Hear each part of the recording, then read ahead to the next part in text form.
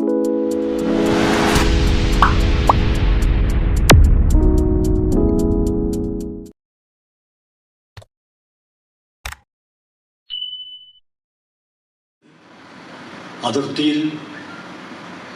Indian പട്ടാളക്കാർ വെടിനിർത്തലിൽ പാകിസ്ഥാനും ഇന്ത്യയും വെടിനിർത്തി കഴിഞ്ഞെങ്കിലും കേരളത്തിലടക്കമുള്ള ജനായത്തവാദികളിൽ പലരും തോക്ക് താഴെ വെച്ചിട്ടില്ല. യുദ്ധസജ്ജരായി നിൽക്കുകയാണ്. യുദ്ധമെന്തോ കോമഡി ഷോയാണ് എന്ന് കരുതുന്ന, അതൊരു ദൃശ്യവിരുന്നാണ് എന്ന് വിചാരിക്കുന്ന പാപ്പരായ രാഷ്ട്രീയാർത്ഥത്തിൽ മനുഷ്യരെ വരെ തീവണ്ടിയിൽ യാത്ര ചെയ്യുമ്പോൾ, ബസ് സ്റ്റോപ്പിൽ നിൽക്കുമ്പോൾ, ഓഫീസ് വരാന്തകളിലൂടെ കടന്നു പോകുമ്പോൾ, എന്തിന് പഠന ക്ലാസ് കഴിഞ്ഞുള്ള ഇടവേളകളിൽ ആളുകൾ പങ്കുവെക്കുന്ന സംഭാഷണങ്ങളിലേക്ക് കാതോർത്താൽ ഒക്കെ നമ്മൾ കേൾക്കുന്നത് യുദ്ധോത്സുകരായ, ഞാൻ പറഞ്ഞു വരുന്നത് ഒരു പുതിയ ഉത്സവം രൂപപ്പെട്ടു വന്നിരിക്കുകയാണ്. യുദ്ധോത്സവം. ഇതാണ് മതനിരപേക്ഷ ഉത്സവം എന്ന് മനുഷ്യർ കരുതുന്നതായി തോന്നുന്നു. എന്നാൽ ജനായത്തം എന്നും ആവർത്തിച്ച് പറഞ്ഞത് രണ്ട് കാര്യങ്ങളാണ്. ഒന്ന്, യുദ്ധം ഒരാഘോഷമേ അല്ല. രണ്ട്, അനിവാര്യമായ കാരണങ്ങളാൽ യുദ്ധം വന്നുപെട്ടാൽ ആ യുദ്ധം വളരെ വേഗം അവസാനിക്കണേ എന്ന ഒരു മാനസികാവസ്ഥ ഉണ്ടാക്കിയെടുക്കുക എന്നുള്ളതാണ്. ജനങ്ങളെ സംബന്ധിച്ചിടത്തോളം ഇത് രണ്ടുമാണ് പ്രധാനം. ലോകത്തെ എല്ലാ സർക്കാരുകളും ആധിപത്യ പ്രതിസന്ധി അനുഭവിക്കുമ്പോൾ യുദ്ധത്തെ, ആ പ്രതിസന്ധി മറച്ചു വെക്കാൻ വേണ്ടി ആശ്രയിച്ചിട്ടുണ്ട്. ലോകത്തിലെ എല്ലാ സാമ്രാജ്യത്വ ശക്തികളും യുദ്ധത്തെ ഒരു ഉത്സവമായി കൊണ്ടാടിയിട്ടുണ്ട്. കാരണം അവരെ സംബന്ധിച്ചിടത്തോളം യുദ്ധം എന്ന് പറയുന്നത് ഒരു പരസ്യമില്ലാതെ തന്നെ വൻതോതിൽ ആയുധങ്ങൾ വിറ്റഴിക്കാനുള്ള ഒന്നാന്തരം സന്ദർഭമാണ്. നമ്മൾ ബഹുരാഷ്ട്ര കുത്തകൾ എന്ന് പറയുന്ന മൾട്ടിനാഷണൽ എന്ന അവസ്ഥ വിട്ടിട്ട് കോഗ്ലോമറേറ്റ്സുകളായി തീർന്ന general Motors, general electrics, Boeing, Lockheed തുടങ്ങിയ ഈ പറഞ്ഞ കോഗ്ലോമറേറ്റ്സുകളുടെ ഒരു പ്രത്യേകത എന്ന് പറയുന്നത് അവരൊരു പ്രത്യയശാസ്ത്രം മുന്നോട്ട് വെച്ചിട്ടുണ്ട്. ആ പ്രത്യയശാസ്ത്രം എന്ന് പറയുന്നത് നടുക്കമുണ്ടാക്കുന്നതാണ്. മിലിറ്ററി വെൽഫെയർ സ്റ്റേറ്റ് എന്നൊരു പരികല്പനയാണ്. സൈനിക ക്ഷേമ രാഷ്ട്രം. മാർഷലിനെ പോലുള്ള പഴയ സാമ്പത്തിക ശാസ്ത്രജ്ഞന്മാർ മുതലാളിത്ത പ്രതിസന്ധിയുടെ കാലത്ത് ക്ഷേമരാഷ്ട്രം, വെൽഫെയർ സ്റ്റേറ്റ് എന്നൊരു പരികല്പന മുന്നോട്ട് വെച്ചിരുന്നു. ആ പരികല്പനയാണ് ഒരു പരിധിവരെ പ്രതിസന്ധിയിൽ നിന്ന് മുതലാളിത്തത്തെ രക്ഷിച്ചതിൽ നിന്ന് രാഷ്ട്രീയ പാഠപുസ്തകങ്ങളൊക്കെ പറഞ്ഞു പോരുന്നുണ്ട്, നമുക്ക് പരിചയമുണ്ട്. എന്നാൽ 30കളിൽ തന്നെ റോബിൻസൺ ഹൊറൈസിനെ പോലുള്ള സാമ്പത്തിക ശാസ്ത്രജ്ഞന്മാർ മിലിറ്ററി വെൽഫെയർ സ്റ്റേറ്റ് എന്നൊരു പരികല്പന കൊണ്ട് വെക്കുന്നുണ്ട്. കാരണം അമേരിക്ക ഉൾപ്പെടെ, ബ്രിട്ടൻ ഉൾപ്പെടെ, ഫ്രാൻസ് ഉൾപ്പെടെയുള്ള രാജ്യങ്ങളുടെ സമ്പദ്ഘടന ആയുധ വ്യവസായവുമായി ഉത്ഗ്രഥിക്കപ്പെട്ട അവസ്ഥയിലാണ് ഇപ്പോഴുള്ളത്. അതായത് നേരത്തെയൊക്കെ ഉണ്ടായിരുന്ന വ്യവസായശാലകൾ ഉൾപ്പെടെ എല്ലാറ്റിൻ്റെയും നേതൃത്വം ആയുധ വ്യവസായശാലകൾക്ക് കയ്യേറി കഴിഞ്ഞിരിക്കുന്നു. കളിപ്പാട്ടം മുതൽ, മരുന്ന് മുതൽ, പുസ്തകം മുതൽ, വിധ്വംസകമായ ആയുധങ്ങൾ മുതൽ എല്ലാം നിർമ്മിക്കുന്നത്, നമ്മുടെ കുട്ടികൾ കളിക്കുന്ന കളിക്കോപ്പും അവരുടെ തലയിൽ വന്നു വീഴുന്ന ബോംബും, നമ്മൾ കരാറുകളിൽ ഒപ്പുവെക്കുന്ന കടലാസും, നമ്മൾ സംസാരിച്ചുകൊണ്ടിരിക്കുന്ന ആശയങ്ങളും, നമ്മൾ കാണുന്ന സിനിമയും, സകലമാന കാര്യങ്ങളെയും കണ്ണിയോർത്തുകൊണ്ട് കോഗ്ലോമറേറ്റ്സുകൾ രൂപപ്പെട്ട് കഴിഞ്ഞ 30കൾ മുതൽ തന്നെ ചെറിയ തോതിൽ സൈനിക ക്ഷേമ രാഷ്ട്രം എന്ന് പറയുന്ന ഒരു പരികല്പന, അതായത് യുദ്ധം മോക്ഷമാണ്, യുദ്ധമാണ് ആരോഗ്യമുള്ള ഒരു തലമുറയെ വാർത്തെടുക്കുന്നത്, ഒരു രാഷ്ട്രം അനുഭവിക്കുന്ന പ്രതിസന്ധി പരിഹരിക്കാനുള്ള വഴികളിലൊന്ന് യുദ്ധമാണ്. ഇതൊക്കെയാണ് ആഗോള മൂലധനത്തിൻ്റെ കാഴ്ചപ്പാട്. എന്നാൽ അമ്പരപ്പിക്കുന്ന കാര്യം, ആഗോള മൂലധനം ഇത്തരം കാഴ്ചപ്പാടുകൾ മുന്നോട്ട് വെക്കുന്നതിന് മുമ്പ് തന്നെ ഇന്ത്യൻ ഫാസ് അതിനെ വർഗീയത എന്ന് വിളിക്കുന്നത് കുറ്റകരമായിരിക്കുമെന്ന് ഞാൻ വിചാരിക്കുന്നു. മാത്രമല്ല, ജെയിംസ് പെട്രാസും ഹെൻറി വെൽട്ട്മെയറും ചേർന്ന് എഴുതിയ ഒരു പുസ്തകത്തിൻ്റെ പേര് ഗ്ലോബലൈസേഷൻ അൺമാസ്ക്ഡ്, മുഖംമൂടി അഴിഞ്ഞു വീഴുന്ന ആഗോള മൂലധന ഭീകരത, imperialism in the 21st century എന്നാണ് പുസ്തകത്തിൻ്റെ പൂർണ്ണ പേര്. ഗ്ലോബലൈസേഷൻ അൺമാസ്ക്ഡ്. അതിൽ പറയുന്ന ഏറ്റവും പ്രധാനപ്പെട്ട കാര്യം, ഈ കാലഘട്ടത്തിലെ ദൈക്ഷണികരെ നേരിടുന്ന ഏറ്റവും പ്രധാനപ്പെട്ട പ്രശ്നം, the fundamental issues facing critical intellectual today is the corruption of political language. Corruption of political language. രാഷ്ട്രീയ ഭാഷയുടെ മലിനീകരണമാണ് ഈ കാലത്തെ ദൈക്ഷണിക നേരിടുന്ന പ്രശ്നം.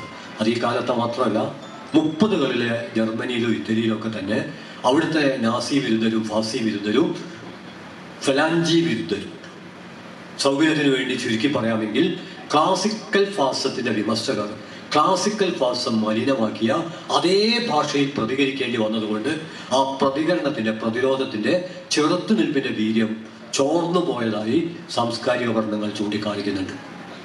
നമ്മളും അത്തരൊരവസ്ഥയിലൂടെ കടന്നു പോവുകയാണ്. അതിൻ്റെ വിശദാംശങ്ങൾ വാർത്താമാധ്യമങ്ങളിലൂടെ കടന്നു വരുന്നുണ്ട്. ഇന്ത്യൻ പ്രധാനമന്ത്രി ഇപ്പോൾ പ്രസ്താവിച്ചിരിക്കുന്നത് അദ്ദേഹത്തിൻ്റെ സിരകളിലൂടെ രക്തമല്ല സിന്ദൂരമാണ് ഒഴുകുന്നത് എന്നാണ് അദ്ദേഹം പറഞ്ഞിരിക്കുന്നത്. മറ്റൊരു ഫാസിസ്റ്റ് പറഞ്ഞിരിക്കുന്നത് പഹൽഗാമിൽ ഭീകരർ തങ്ങളുടെ പ്രിയപ്പെട്ടവരെ കൊന്നപ്പോൾ കൈകൂപ്പി യാചിച്ച അവരുടെ പ്രിയപ്പെട്ടവർ ഭീരുക്കളാണ് എന്നാണ്. അവർ കൈകൂപ്പി യാചിക്കുകയല്ല വേണ്ടിയിരുന്നത്, പോരാടുകയാണ് വേണ്ടിയിരുന്നത്. അപ്രതീക്ഷിതമായ ഒരു പ്രതിസന്ധിയുടെ സമയത്ത് കൈകൂപ്പലും ജീവന് വേണ്ടി യാചിക്കലും പോരാട്ടത്തിൻ്റെ ഭാഗമാണ്. പോരാട്ടവും ബഹുസ്വരതയിൽ അധിഷ്ഠിതമാണ്. പോരാട്ടത്തിന് ഒരൊറ്റ വഴിയല്ല ഉള്ളത്, പോരാട്ടത്തിന് പലതരം വഴികളുണ്ട്. അതിലൊന്നാണ് ഇന്ത്യ അടയാളപ്പെടുത്തിയ കുത്തുബ്ദീൻ അൻസാരിയുടെ ആ ഒരു ചിത്രം. കൈകൂപ്പി നിൽക്കുന്ന ഒരു കുത്തുബ്ദീൻ അൻസാരി പോരാട്ടമാണ്. നമ്മൾ വിചാരിക്കുന്നത് ജീവൻ രക്ഷിക്കാനല്ല, ജീവൻ രക്ഷിക്കപ്പെടേണ്ടതുണ്ട്. ഒരു ഫാസിസ്റ്റ് കാലത്ത് പൊരുതാൻ വേണ്ടി പിന്നെയും ജീവിച്ചിരിക്കേണ്ടതുണ്ട്. ഭീകരതയുടെ നടുവിൽ നിൽക്കുമ്പോൾ തങ്ങളുടെ ജീവിതമെങ്കിലും രക്ഷിച്ചെടുക്കേണ്ടതുണ്ട്. അതുകൊണ്ട് ഈ പഹൽഗാമിലെ സ്ത്രീകൾ, സർവ്വതും നഷ്ടപ്പെട്ട സ്ത്രീകൾ, അവർ ഇന്ത്യയുടെ അഭിമാനമാണ്, അവർ പോരാളികളാണ്, അവരുടെ കണ്ണുനീർത്തുള്ളികൾ തീത്തുള്ളികളാണ്. ആ അർത്ഥത്തിൽ അത് വായിക്കാൻ കഴിയാത്തത് ഫാസിസത്തിന്റെ സൈദ്ധാന്തിക വാപ്പരത്വം കൊണ്ടാണ്. ഫാസിസ്റ്റുകൾ മാത്രമല്ല, മലയാളികളിൽ ഭൂരിപക്ഷവും സമ്പൂർണ്ണ സാക്ഷരത നേടിയെങ്കിലും സൈദ്ധാന്തിക നിരക്ഷരാണ്, തിയററ്റിക്കൽ ഇല്ലിറ്ററസി. അതുകൊണ്ട് തന്നെ നമ്മുടെ സംവാദങ്ങളും ചർച്ചകളും ഒക്കെ ഏതൊരു ശത്രുവിനെതിരെയാണോ നമ്മുടെ ആശയങ്ങൾ ആയുധങ്ങളായി തീരേണ്ടത്, അത് പരസ്പരം ഏറ്റുമുട്ടി നിർവീര്യമായി പോകുന്നൊരവസ്ഥയാണുള്ളത്. മാർക്സിസ്റ്റ് ലെനിനിസ്റ്റുകളെ സംബന്ധിച്ചിടത്തോളം ഒരു സംശയവും ഉണ്ടാവാൻ പാടില്ല. നിരവധി പ്രതിസന്ധികൾ ഉണ്ടാകുമ്പോൾ, നിരവധി പ്രശ്നങ്ങൾ ഉണ്ടാകുമ്പോൾ അതിലേതാണ് മുഖ്യം എന്നടയാളപ്പെടുത്തുന്നതിൽ വരുന്ന വീഴ്ച ഗുരുതരമായ വീഴ്ചയായിരിക്കും.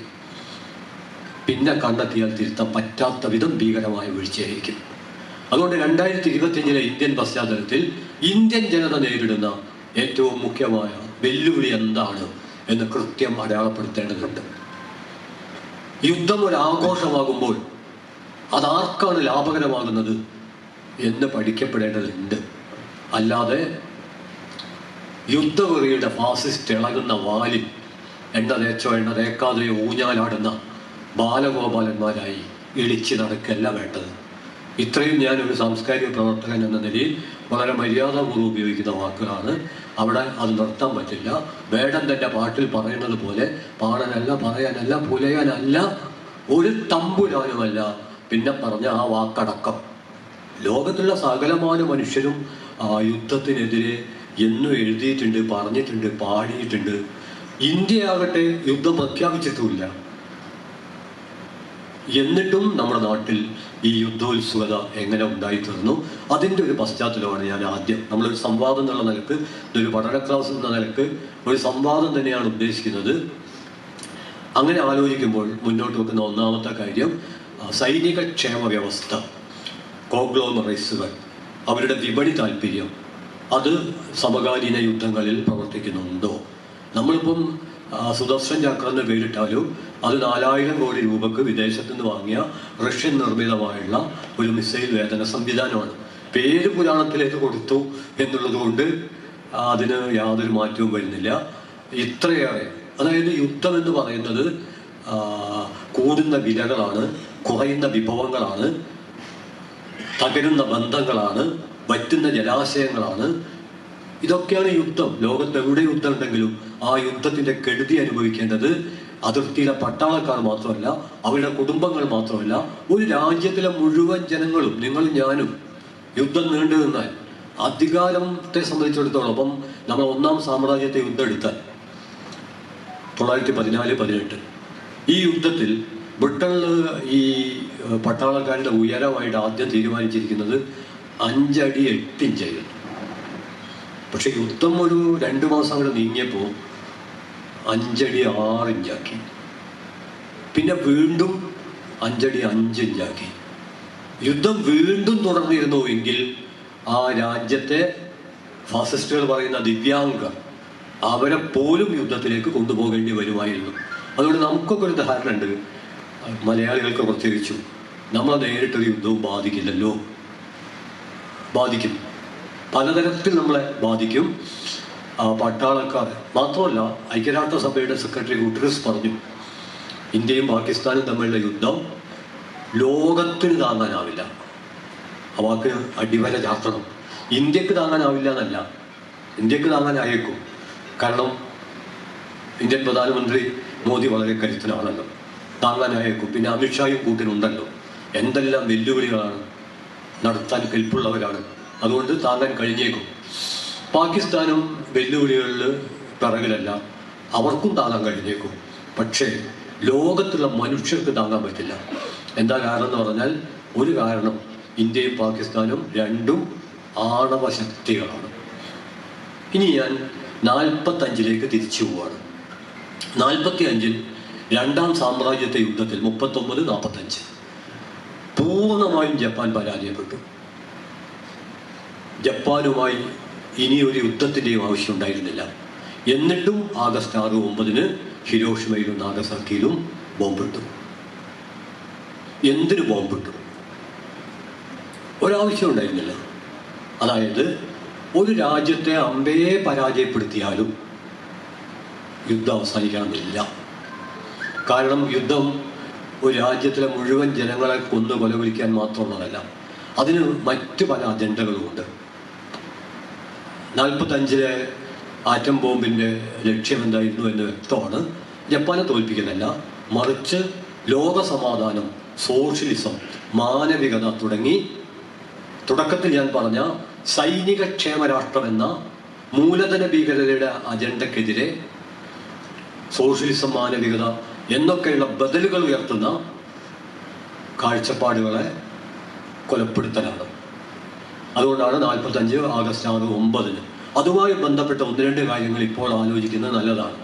അന്ന് 6-നാണല്ലോ ഹിരോഷിമയിൽ ബോംബിട്ടത്. ലിറ്റിൽ ബോയ് എന്നാണ് പേര്. ലിറ്റിൽ ബോയ്, ചെറിയ ഓമനത്വം തോന്നാൻ സാധ്യതയുള്ളൊരു പേരാണ് ലിറ്റിൽ ബോയ്. നമ്മളും പറകലൊന്നല്ല, ബുദ്ധൻ ചിരിക്കുന്നു എന്നായിരുന്നു പൊക്രാനിലും നമ്മൾ കൊടുത്ത പേര്. മോശക്കാരല്ല, നല്ല നല്ല ലക്ഷണം, നല്ല പേരാണ്. ഇതാണ് രാഷ്ട്രീയ ഭാഷയുടെ മലിനീകരണം എന്ന് പറയുന്നത്.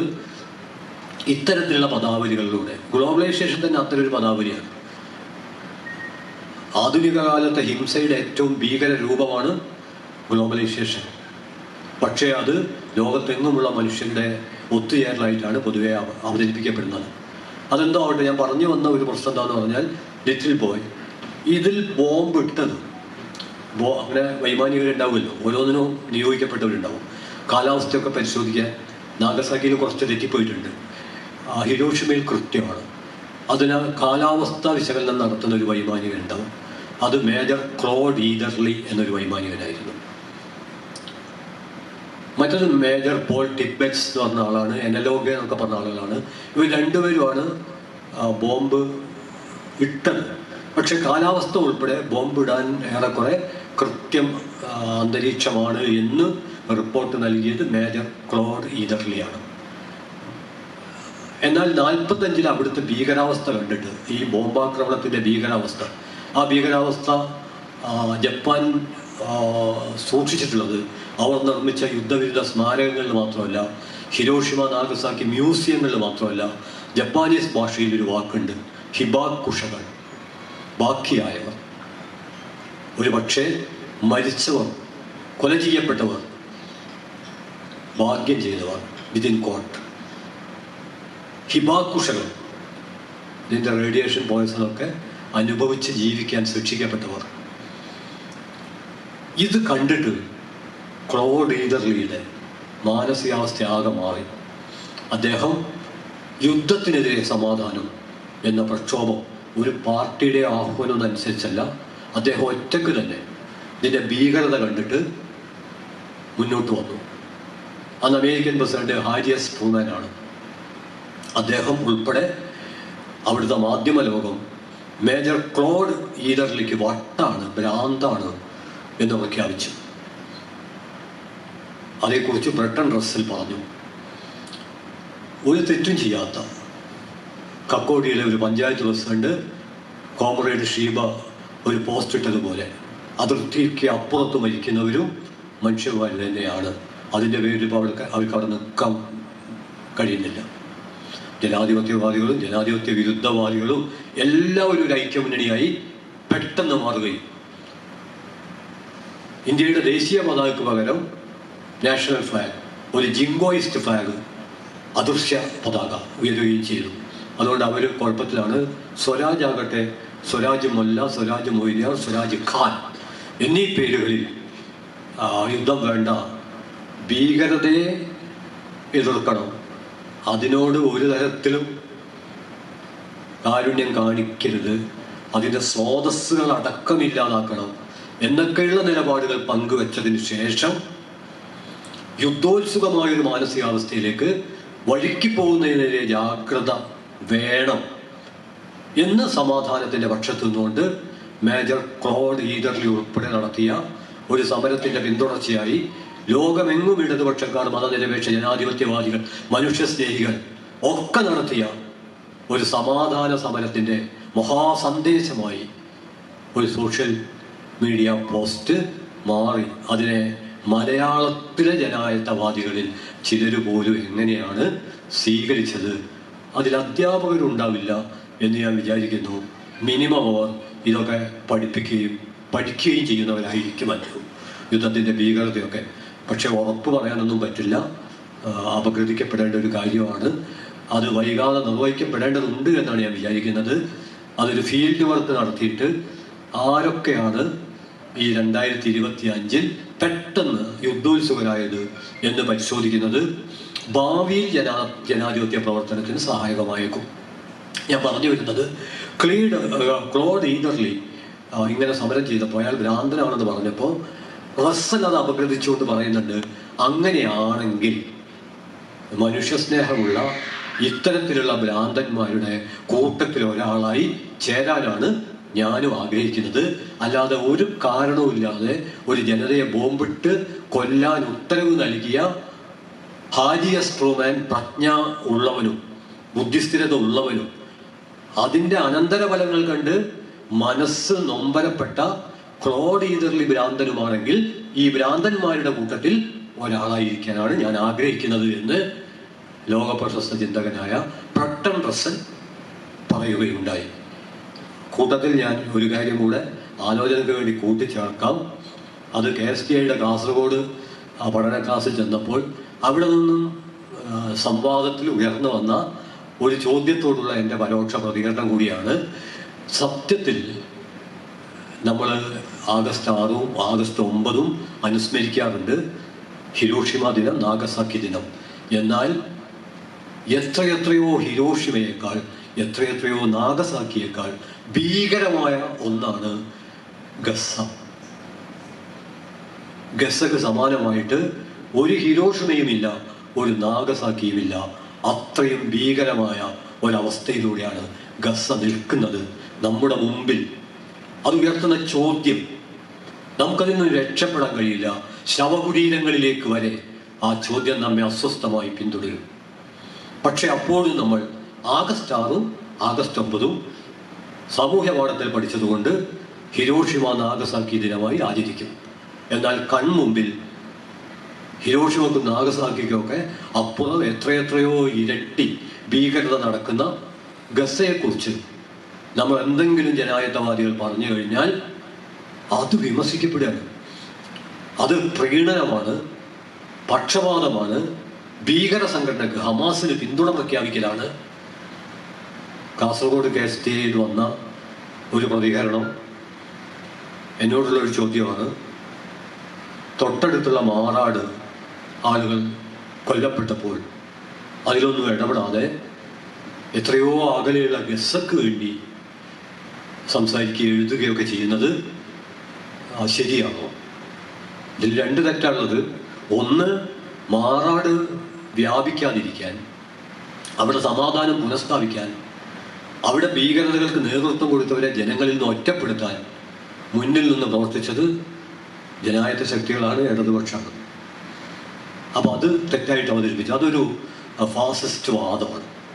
ഇനി രണ്ട്, മാറാടല്ല, ഹിരോഷിമയല്ല, നാഗസാക്കിയല്ല, ഇതുവരെ ലോകം കണ്ട യുദ്ധമല്ല ഗസയിൽ പാലസ്തീനിൽ നടക്കുന്നത്.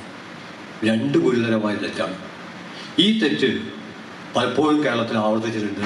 ഞാനൊക്കെ സംസാരിക്കുമ്പോൾ എന്നോട് ചോദിക്കും, ജോസഫ് മാഷ്ടെ കൈവെട്ടിയപ്പോൾ നിങ്ങൾ എവിടെയായിരുന്നു? ഞങ്ങളിവിടെ ഉണ്ടായിരുന്നു. ജോസഫ് മാഷ്ടെ വീട്ടിൽ പോയിരുന്നു. മാഷക്ക് സാമ്പത്തികമായും സാമ്പത്തികേതരമായും സാംസ്കാരികമായും ഐക്യം പങ്കുവച്ചിരുന്നു.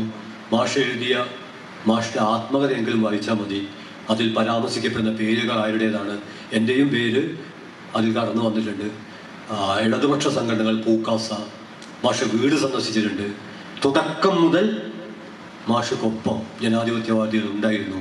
പക്ഷേ ഫാസിസ്റ്റുകൾ അതിനെ വേറൊരു രീതിയിൽ ഒരു ചോദ്യമാക്കി മുന്നിലേക്ക് ഇങ്ങോട്ട് ഇട്ട് തരുമ്പോൾ ഒരന്വേഷണവും കൂടാതെ, വിമർശന ബുദ്ധിയും കൂടാതെ അത് വെട്ടി വിഴുങ്ങി സാംസ്കാരിക വേദികളിലൊക്കെ ഇതേ സാധനം ചോദിക്കുന്ന മനുഷ്യർ ഇപ്പോഴും ഉണ്ട് എന്നാണ് ഞാൻ പറയുന്നത്. അത് അവരുടെ വ്യക്തിപരമായ പ്രശ്നമല്ല. നാട്ടിൽ ഇത്തരത്തിലുള്ള സംവാദങ്ങൾ ഉള്ളതുകൊണ്ട് ആ സംവാദം അവർ അവതരിപ്പിക്കുകയാണ് ചെയ്യുന്നത്. അവർ വ്യക്തിപരമായിട്ട് അതിൽ വിശ്വസിക്കുന്നുണ്ടാവില്ല. മറിച്ച് ഇങ്ങനെയൊക്കെ നമ്മുടെ നാട്ടിലെ ആളുകൾ പറയുന്നുണ്ടല്ലോ. അതുകൊണ്ട് ഞാൻ കേരളത്തെക്കുറിച്ച് ഒരു കാര്യം പറയാം. ഉത്തരേന്ത്യയിലാണെങ്കിൽ അവിടുത്തെ ജനതയെ നമുക്ക് മൂന്നായിട്ട് തിരിക്കാം. ഒന്ന് ഫാസിസ്റ്റുകൾ, രണ്ട് ഫാസിസ്റ്റ് വിരുദ്ധർ, മൂന്നാമത്തേത് ഫാസിസ്റ്റ് അനുകൂലമെന്നാൽ എന്താണ്, വിരുദ്ധമെന്നാൽ എന്താണ് എന്ന് കൃത്യം അറിയാത്ത മനുഷ്യൻ. അങ്ങനെ മൂന്ന് വിഭാഗമാണ് ഉത്തരേന്ത്യയിൽ പല സ്ഥലത്തും ഉള്ളതെങ്കിൽ കേരളത്തിൽ ഫാസിസ്റ്റുകൾ, ഫാസിസ്റ്റ് വിരുദ്ധർ, ഫാസിസ്റ്റുകളല്ലാത്ത ഫാസിസ്റ്റുകൾ, അങ്ങനെ ഒരു മൂന്നാം വിഭാഗമുണ്ട്. മിക്കവാറും അവരുടെ മാതൃഭാഷ സമവാക്യമാണ്. അസമമായതിനെ സമമാക്കുക എന്നുള്ളതാണ് അവരുടെ മാതൃഭാഷ. അതുകൊണ്ട് ഞാൻ സൂചിപ്പിക്കാൻ ശ്രമിക്കുന്നത്, കേരളത്തിൽ രൂപപ്പെട്ടു വന്ന പ്രത്യേകിച്ചും മധ്യവർഗ രാഷ്ട്രീയ കാഴ്ചപ്പാട് പുലർത്തുന്നതിലാണ് ഈ ഫാസിസ്റ്റുകളല്ലാത്ത ഫാസിസ്റ്റുകൾ. ഇപ്പോൾ ഞാൻ പെട്ടെന്ന് മനസ്സിലാക്കാൻ വേണ്ടി ഒരു ഉദാഹരണം പറയാം. നമ്മളൊക്കെ കേരളത്തിൻ്റെ സാംസ്കാരിക തലസ്ഥാനമായ തൃശ്ശൂരിൽ ഒരു ഫാസിസ്റ്റ് ജയിച്ചപ്പോൾ അത് വലിയൊരു പ്രശ്നമായിട്ട് കേരളത്തിലെ എല്ലാ ജനാധിപത്യവാദികളും പറഞ്ഞിട്ടുണ്ട്. അപ്പം നമ്മുടെ ജനായത്ത കാഴ്ചപ്പാട് പങ്കുവെക്കുന്ന ചിലർ തന്നെ അവതരിപ്പിച്ചൊരു ചോദ്യം, മുസ്ലിം ലീഗിന് 2 MP-മാരില്ലേ? അങ്ങനെ ഇരിക്കെ ഒരു MP അല്ലേ ഉള്ളൂ സംഘപരിവാറിന്? അതിൻ്റെ പേരിൽ നിങ്ങൾ എന്തിനാണ് ഇത്ര ഊർജം പാഴാക്കുന്നത്? മുസ്ലിം ലീഗിന് 2 MP-മാർ ഉണ്ടായി വന്നപ്പോൾ നിങ്ങൾ അതിനെതിരെ ഇത്ര ഊർജം പാഴാക്കിയിട്ടില്ലല്ലോ. ഒരു ഫാസിസ്റ്റ് യുക്തി അതിൽ കൃത്യമായിട്ടും പ്രവർത്തിക്കുന്നുണ്ട്. ഇനി മറ്റൊരു യുക്തി, ഇതിൻ്റെ ഒരു വലിച്ചു നീട്ടൽ, അതായത് കേരളം കടക്കണിയിലാണ്, കേന്ദ്രം ഒന്നും തരുന്നില്ല, നമ്മൾ സമരം ചെയ്യണം എന്നൊക്കെ പറയുമ്പോൾ ഇവിടെ UDF LDF ഒക്കെ ഭരിച്ചു, ഇനി ആ സംഘപരിവാർ ഭരിക്കട്ടെ, കേന്ദ്രത്തിൽ എന്തായാലും അവരായിരിക്കും. അങ്ങനെ കുറേ ആളുകൾ തീരുമാനിച്ചു കഴിഞ്ഞിട്ടുണ്ട്. യുദ്ധം വരുന്നതിന് മുമ്പ് തന്നെ. യുദ്ധം എന്ന് പറഞ്ഞാൽ യുദ്ധാസക്തി, ജനങ്ങൾക്കിടയിൽ കൃത്രിമമായി ഉണ്ടാക്കിയ ഒരു യുദ്ധ അന്തരീക്ഷം. അത് വരുന്നതിന് മുമ്പ് തന്നെ ഇനി കേന്ദ്രത്തിൽ സംഘപരിവാർ ഫാസിസ്റ്റുകളായിരിക്കും എന്ന് കുറച്ച് വകതിരിവുള്ളവർ, പൂർണ്ണ വകതിരിവുള്ളവർ ഇനി എല്ലാ കാലത്തും കേന്ദ്രത്തിൽ സംഘപരിവാർ ആയിരിക്കും എന്ന് കരുതുകയാണ്. അങ്ങനെയാണെങ്കിൽ നമ്മളിവിടെ എത്ര കാലം ബദൽ വികസനമൊക്കെ ഉണ്ടാക്കിയിട്ട് ബദൽ ഫണ്ടൊക്കെ പിടിച്ചു നിൽക്കും? അതുകൊണ്ട് കേരളത്തിലും ഒന്നവർ വരട്ടെ, അപ്പം കൊടി പിടിക്കേണ്ട, സമരം ചെയ്യേണ്ട, ഒരൊറ്റ ഫോൺ കോൾ, ഒരു 50,000 കോടി കൊടു എന്ന് ഇവിടുത്തെ മുഖ്യമന്ത്രി അവിടുത്തെ പ്രധാനമന്ത്രിക്ക് പറഞ്ഞാൽ ആ പൈസ കിട്ടും. അപ്പം നമുക്ക് വല്ല കോസ്മെറ്റിക്സ്, മൂക്ക് നേരെയാക്കാനും പിന്നെ കണ്ണൊക്കെ പുതിയ കണ്ണ് വെച്ച് കിട്ടും, കുറച്ച് പൈസ അധികമാവുന്നിരുന്നു. അങ്ങനെയൊക്കെയുള്ള നമ്മുടെ ചർമ്മ പരിചരണവും ഒക്കെ ആയിട്ട് കഴിഞ്ഞുകൂടാലോ.